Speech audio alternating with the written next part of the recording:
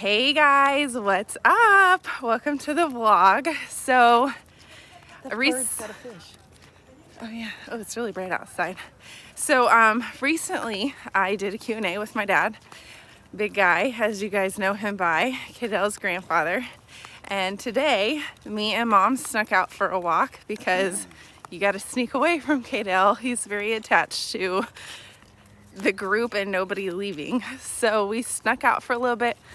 We're going on an evening walk and we're gonna do a Q&A. You guys posted some good questions. So I'm gonna start off with YouTube. Okay, so this is a question I got a lot. Well, not really a question, but a comment. Wow, she's a grandmother? She looks no older than 35. Truly a beautiful family inside and out. That's really sweet. And then the one right after that says, all I need to know is about her skincare routine. Grandma who? She looks like she's in her 30s. Caitlin's adopted. No, I'm not adopted, y'all. Don't take that seriously. However, it is kind of a common theme that people are always like, oh, I thought y'all were sisters. It's so funny. Maybe they just mean you look closer to my age. Maybe. Probably. No, Don't hate. no, I don't know. How old were you when you had me? I don't remember. 24? Really? Yeah. I thought you were younger than that. So 24. Yeah. I had Kaidale at 21. You So just made me tell my age on I don't even. How old are you? social media. Not that old. I'm 30 in my head. Whatever. Age is only a number. People think you look like you're in your 30s. So who cares how old you are? Yeah. Anyways, 50's the new 30 anyways. Right, guys? Sure. Okay. But for real, do you have a skincare routine? Because there was like 3 questions on that. And Botox, you guys, really good Botox. No. I'm kidding. Never. I'm just kidding. She seriously. Not at all. I can't afford that. Yeah. She's a nurse. Yeah. Mom's a nurse. We're both nurses. Like mother, like daughter. So I was joking. She doesn't do Botox. Do you do anything though No. for skincare? I think a lot of it's just good genes. Yeah. Hereditary. And lifestyle. Clean lifestyle. Mom's never been a smoker or drinker, nothing like that. Try to eat healthy. Try to exercise. Yep. Always And be work active. hard. Yep. And active is not just like going to the gym. I think active is like, Mom's always been a really hard worker. She's always worked full time. I mean, she can outwork anybody in their 30s, honestly. So I think that's part of being active, is just the mind frame of always doing something, you know.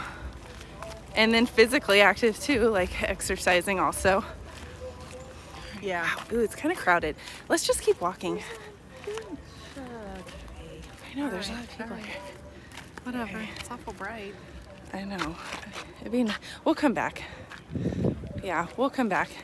We were on a walk and we were gonna go to the dock and finish the Q&A, but there's like a lot of people out here, so we're gonna socially distance, you guys.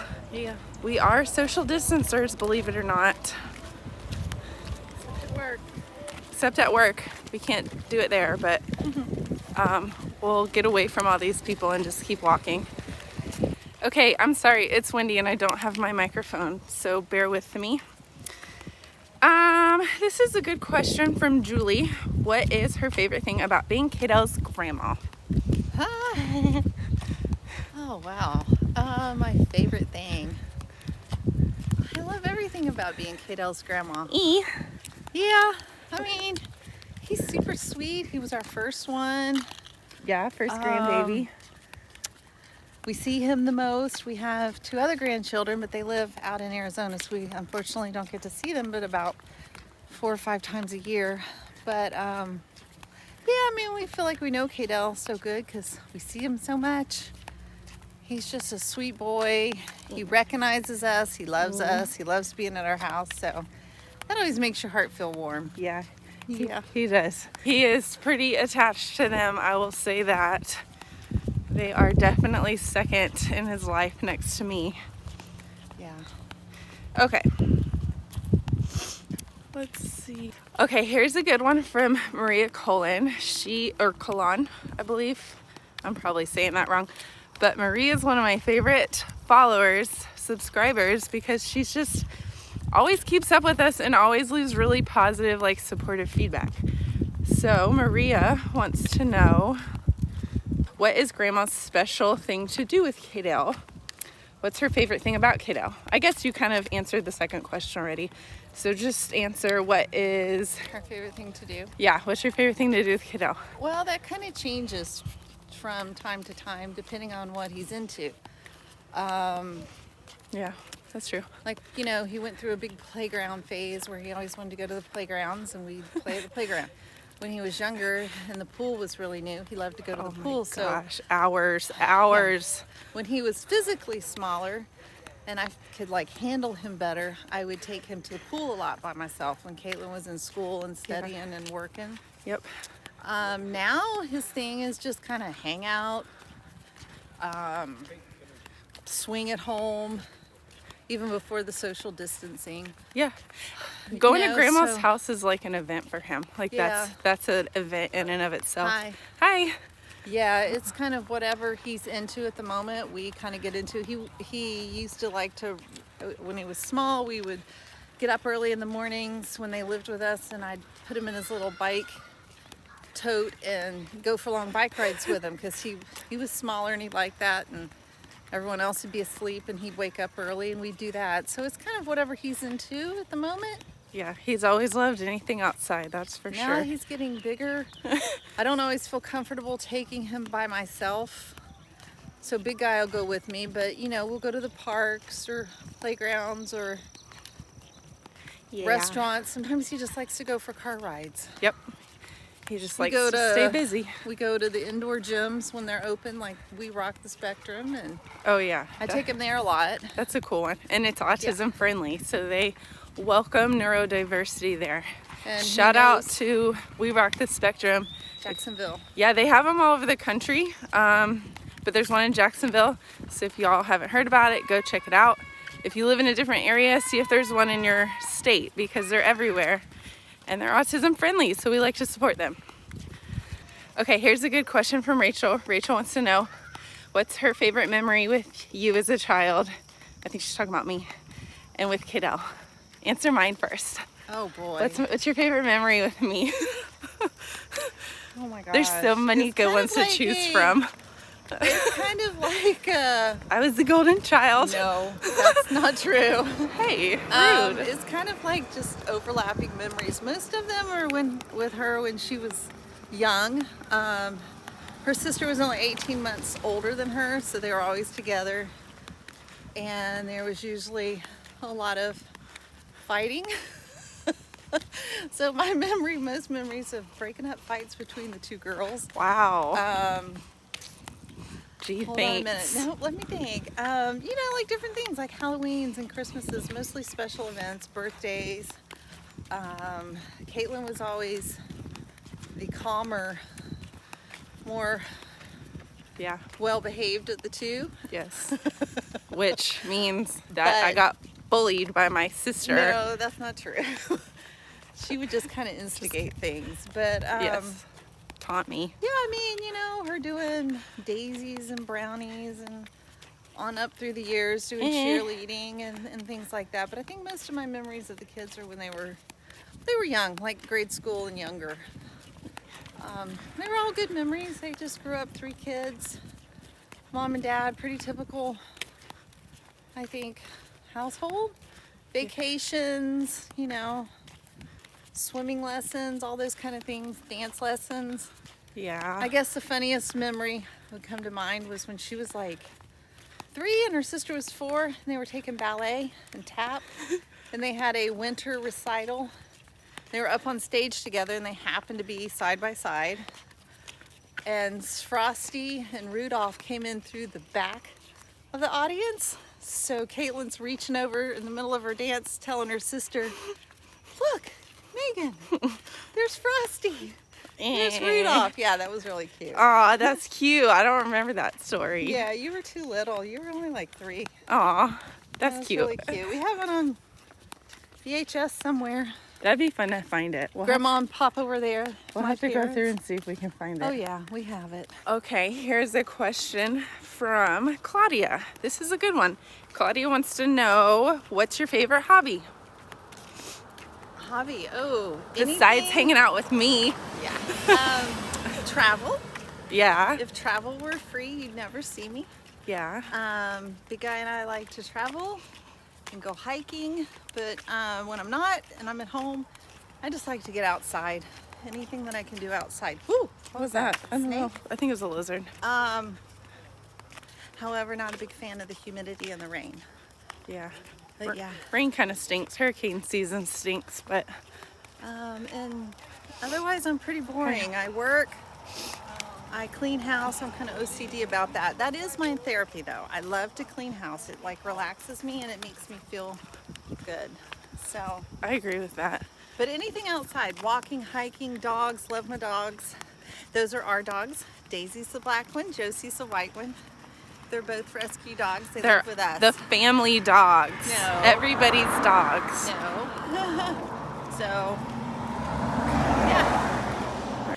Okay, here's a question from Crystal. Crystal wants to know, what was it like for Grandma when y'all first found out about that Kaidale was autistic?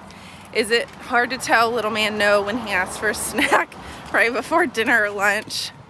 And so let's just start with the first question. So No, let's start with the second question because that one's short. okay, So like telling him no, hard for I me. worry about his health, like getting too much sugar and not enough variety in his diet. So for me, it's not so hard to say no. I try to distract him. And if I can't, then I at least try to give him like the minimum of what he's asking for. But I do try to do a good job of like hiding stuff in the meantime that I know, like candies or cookies, or I just don't leave that stuff lay about. But between like dental care yeah, and his health for the future, yeah. I really hope food therapy is going to be a thing that we move on past once we get past this tolerance training. Yeah, So- like it's all like the tolerance training that I always talk about is a program that he's been doing in ABA for a while now.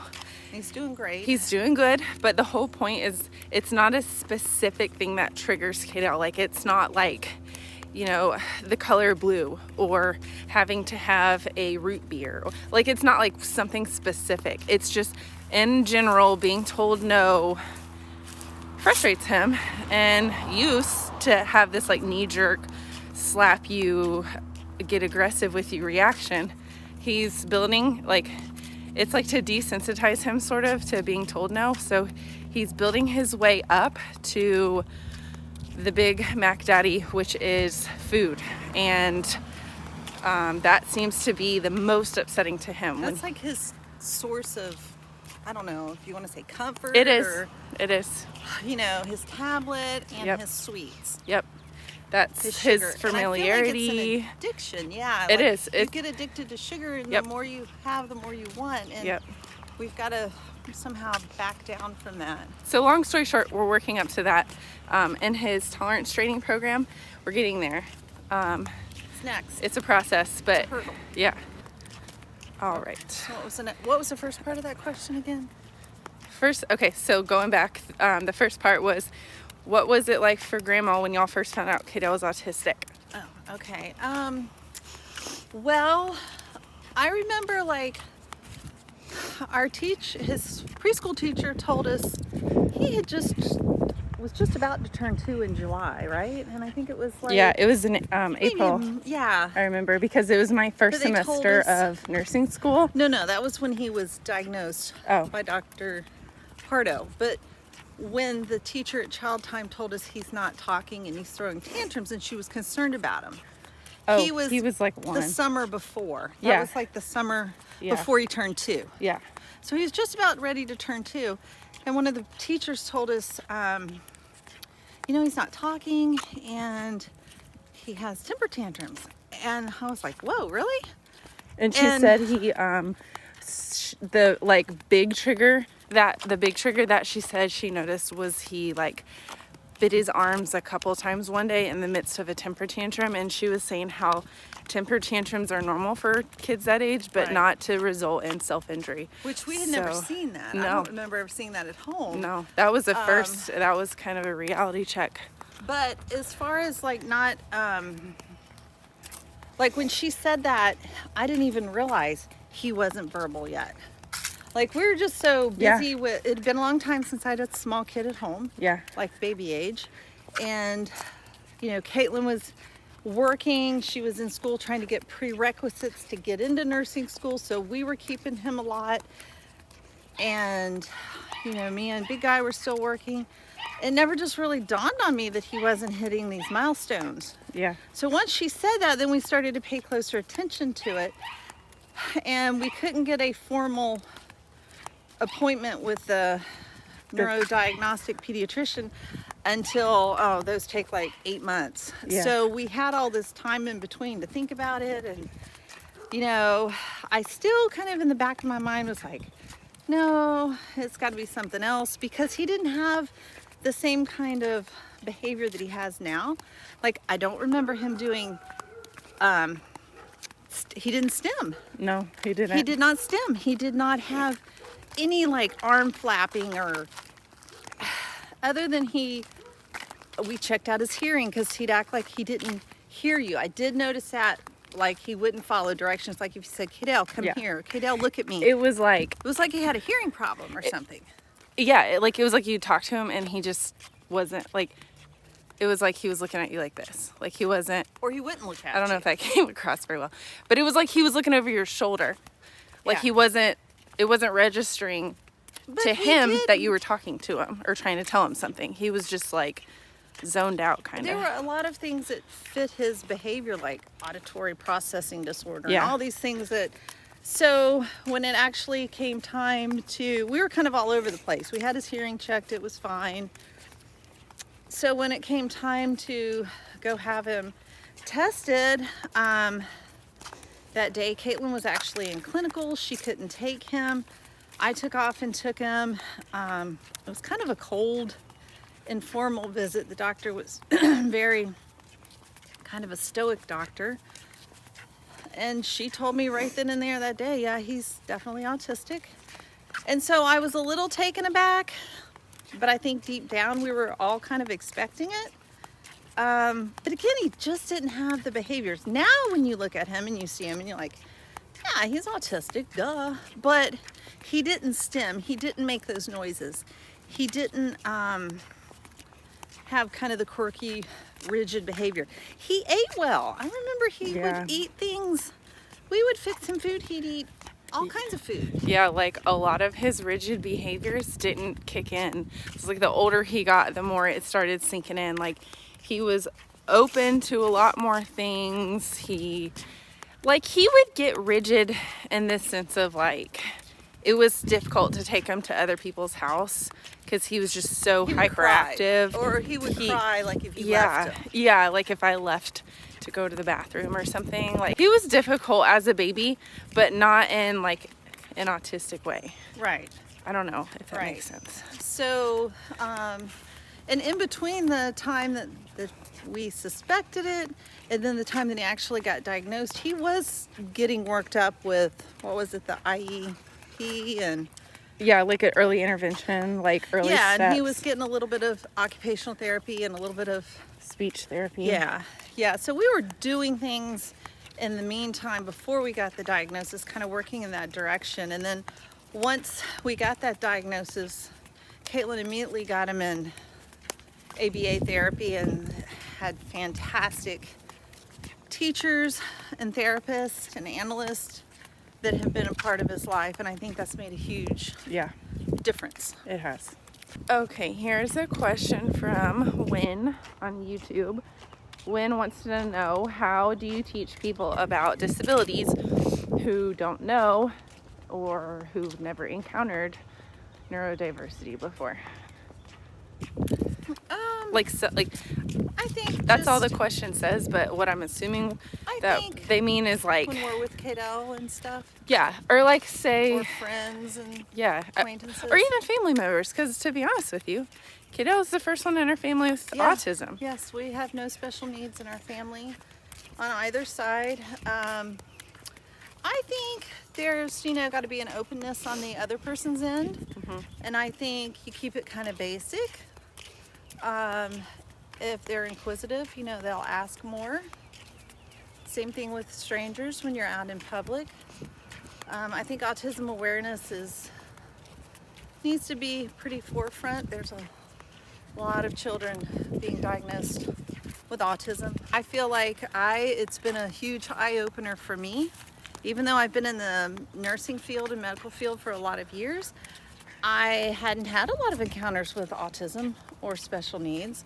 So I didn't know that occupational therapists, worked with children with autism. I wasn't aware that speech therapists, had the kind of skills that they have. I was used to them working with the stroke patients in the hospital and geriatric patients. That's kind of my background on it. So this has all been a huge learning experience for myself also. And it's great, the things that are out there to help him progress through life, and he's doing greatly. I never thought the kid would be potty trained. And he's been potty trained for that was a big several years now. And I mean, Kaitlin needs to take you through the steps of that. That was a very interesting story. I never thought he would talk with his own voice, and he does, and he understands us, and well, I don't think it's that we didn't think he could do it, but I think that I didn't know that he understood and comprehended I didn't always feel like his IQ was what I think it is now. He's just grown and progressed so much. Yeah, sometimes it's kind of hard to tell because with autism, you take for granted this stuff that you have to teach them. A lot of stuff doesn't come natural, so it's you don't realize but that's the thing about Kaidale and a lot of these kids is they work so hard. Everything is they have to work so hard at the stuff that they learn and the challenges that they meet because talking doesn't come natural. Kaidale had to be taught that. Communicating, period, because he started with picture communication.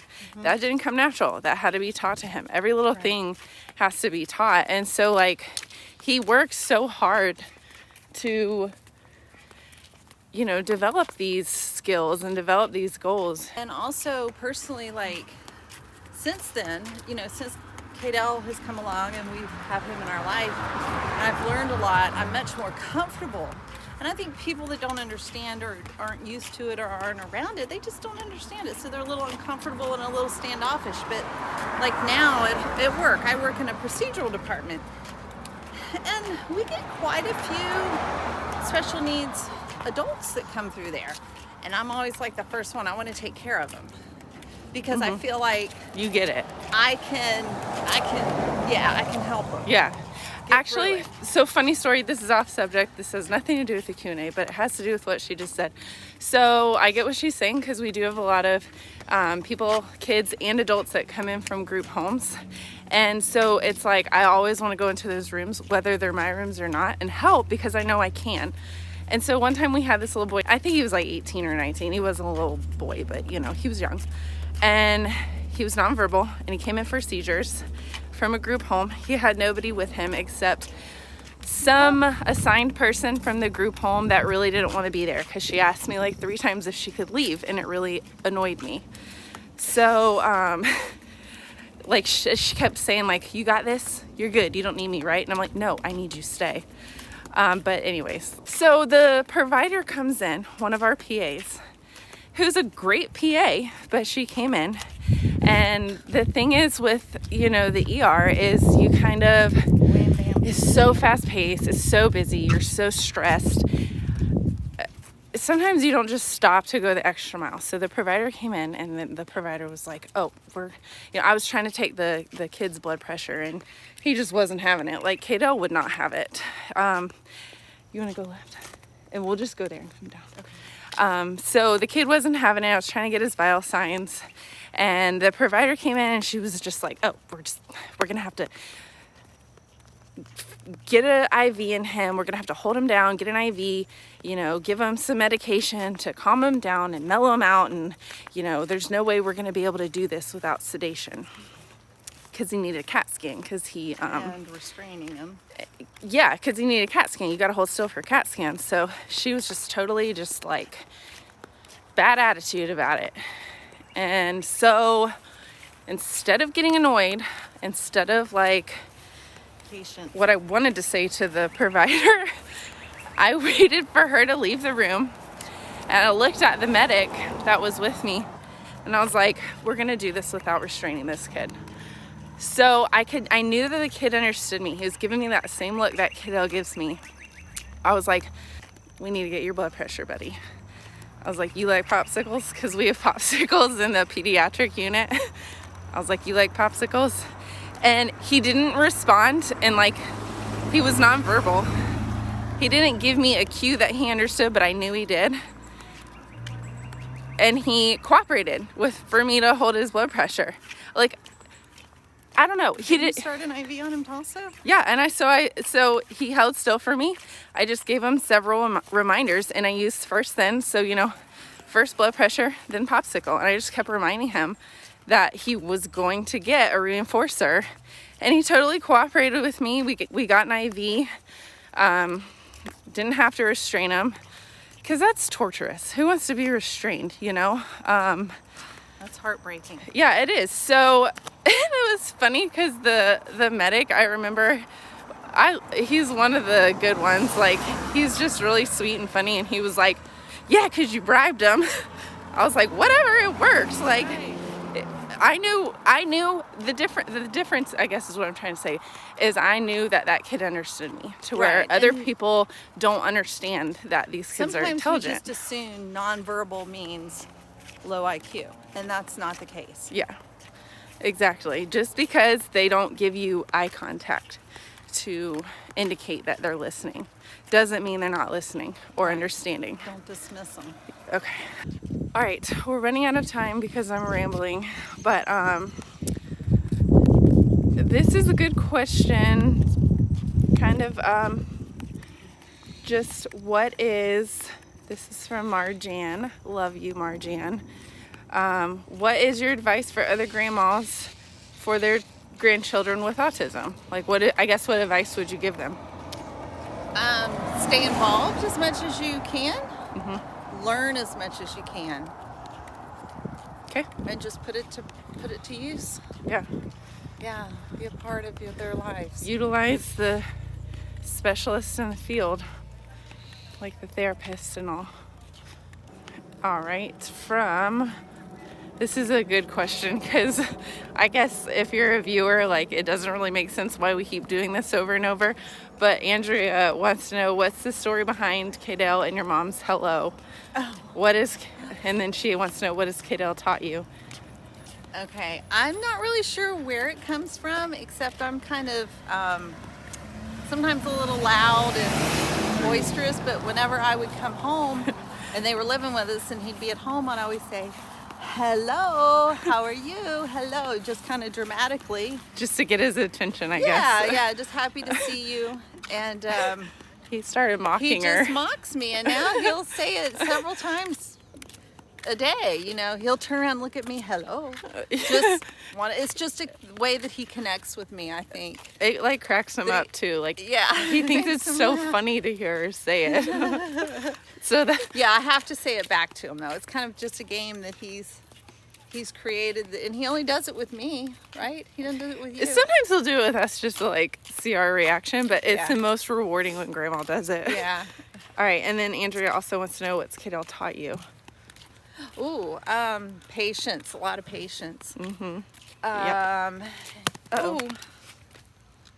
Whoopsies.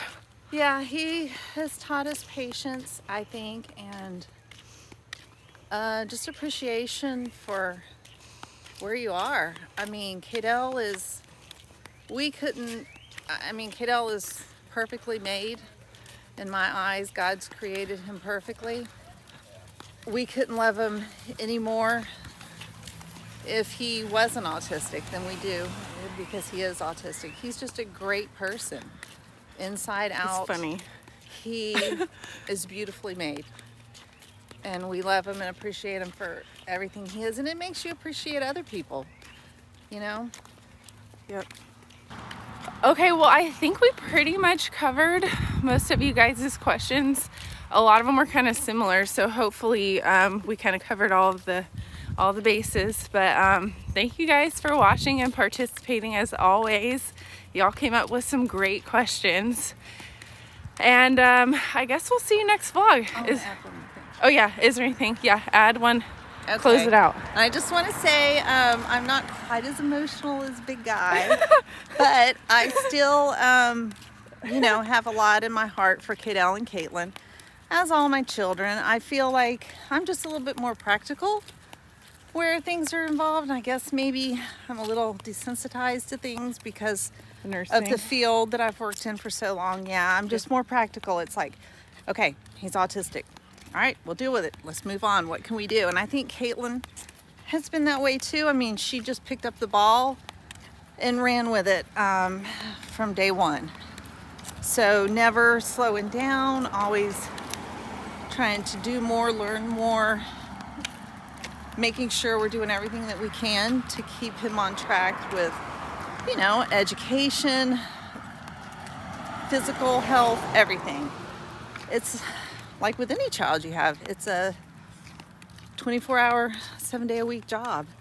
Kaitlin, I think God really gave Kaidale the perfect mom because she's very able to handle all the things that fall upon her shoulders. Being a single mom, it's hard enough. A 2-parent family, but a 1-parent family. Aw. But she is... I didn't tell her to say that, y'all. No, she didn't. But she's a great mom. She's 150% devoted to him and his best interests. So I feel like, you know, it takes a village. Yeah. But she's got a brother and a sister and brother-in-law, sister-in-law. So we're all kind of in it together, and we all try to take care of each other. Even though we might be miles apart, there's, you know, the emotional support, mental support. So, and same from you guys. We thank you for all you do. Yeah, thank you guys for being such great supporters, not only for me and Kaidale and our family, but just for the cause and for bringing awareness to autism and neurodiversity. So thank you guys so much. We appreciate it. Hope y'all enjoyed this vlog, and we'll see you in the next vlog. Bye. Say bye. Bye.